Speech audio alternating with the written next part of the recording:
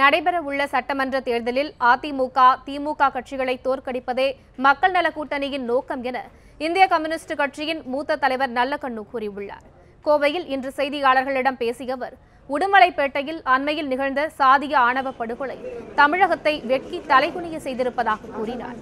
சாதிய ஆணவ கொலை செய்பவர்களுக்கு காவல்துறையினர் மறைமுகமாக ஆதரவு அளித்து வருவதாகவும் நல்லக்கண்ணு குற்றம் சாட்டினார். சாதிய ஆணவ கொலைகளை தடுக்க தனிச்சட்டம் இயற்ற வேண்டும் என்றும் அவர் வலியுறுத்தினார். மக்கள் நல கூட்டணியில் மேலும் சில கட்சிகளை சேர்ப்பது குறித்து பேசி வருவதாகவும் நல்லக்கண்ணு கூறினார். கூட்டணியில் தாங்கள் போட்டியிடும் தொகுதிகள் குறைந்துள்ளதால் எந்த பாதிப்பும் இல்லை என்றும் அவர் தெரிவித்தார். மக்கள் நல கூட்டணியை விஜயகாந்த் கூட்டணி என்று யாரும் கூறவில்லை என்றும் அவர் தெரிவித்தார். இல்லை, விஜயகாந்தி கூட்டணின்னு அவரும் சொல்லலை, நாங்களும் சொல்லலை.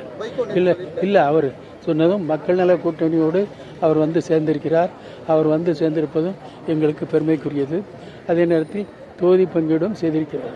இப்போ தேமுதிக வந்து 124 சீட்டு போகும், மீதி 4 பேருக்கு கம்மியாக சீட்டு கிடைக்கும். நீங்க எப்படி பாக்குறீங்க? கம்மியாக சீட்னா பொது எதிரியான பிஜேபி, காங்கிரஸை முறியடிக்க வேண்டும்.